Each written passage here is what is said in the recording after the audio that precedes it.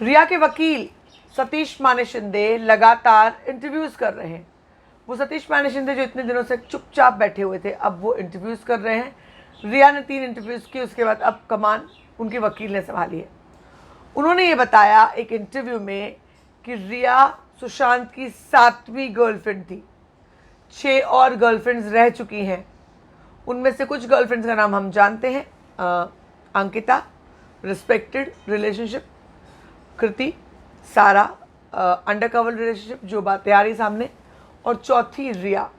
उनके बीच में और 3 लड़कियों का नाम है। हो सकता है वो पटना या दिल्ली में रही हो, जिसका जो इंडस्ट्री से बाहर की रही हो, हमें पता नहीं। उन्होंने कहा कि सुशांत अपनी बहनों के करीब थे, ये भी उन्होंने बताया। लो, अब इन्हीं लोग ये बोल रहे थे कि सुशांत अपनी बहनों के करीब नहीं थे, रिश्ते दूर के थे, तो फिर कैसे अब ये कह रहे हैं? ये यू टर्न क्यों? जब भी सुशांत का परिवार बॉम्बे आता था, रिया घर छोड़कर चली जाती थी। क्यों? दोनों एक दूसरे को इतना नापसंद करते थे। अगर आप सुशांत की ज़िंदगी का हिस्सा थी तो कोशिश करनी चाहिए थी। सुशांत ने रिया के साथ अपनी बहनों के मिसबिहेव जो बहन ने किया था, उसका मैसेज जो बहन को किया था, उसका स्क्रीनशॉट रिया को भी भेजा था, ये भी उन्होंने बताया। उन्होंने ये बताया कि रिया सुशांत के परिवार वालों के साथ रिया के अच्छे रिश्ते थे।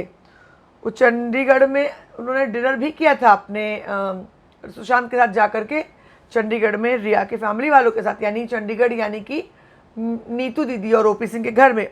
आगे उन्होंने ये भी पेरिस के बारे में खुलासा किया कि जो पेरिस में 3 दिन तक कमरे से बाहर नहीं निकले थे, वो उस वाली बात को तोड़ मरोड़ कर पेश किया जा रहा है। पेरिस में लोग 5-6 दिन रुके थे, 3 दिन के बाद वो बाहर निकले थे। और एक दिन डिज्नीलैंड ने बताया था, उन्होंने ये कहा कि बाइपोलर जो ये डिजीज़ होता है, उसमें जो ये माने शिंदे जी का कहना है कि उसमें इंसान के अप्स एंड डाउन्स होते हैं। तो एक दिन अच्छा और एक दिन बुरा हो सकता है, एक दिन में भी मूड स्विंग्स होते हैं।